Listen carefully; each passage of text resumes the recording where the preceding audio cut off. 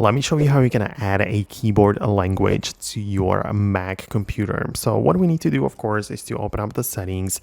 As usual, we get inside of the settings app like this. And if I keep on scrolling on the left panel, I'm going to get to the keyboard section. So this is what it looks like, the keyboard.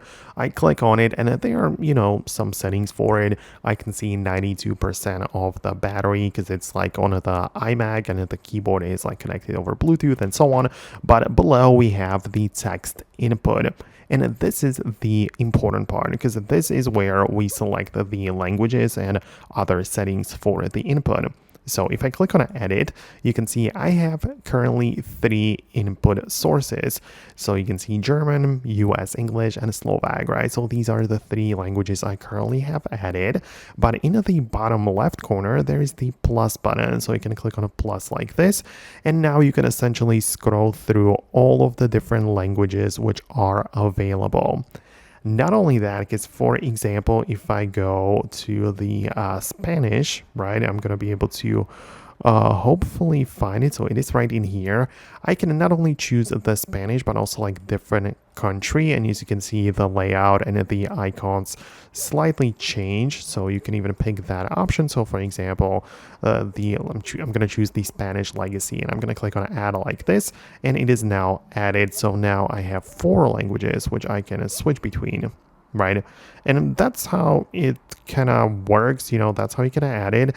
You can see as well when I confirm it and hit done. Right, so it kind of glitched out for some reason, but now that we are done, you can see that in here in the keyboard section, we also choose what happens when we press the globe key. Currently, I have it set to show emojis and symbols, but I can choose it to change the input source.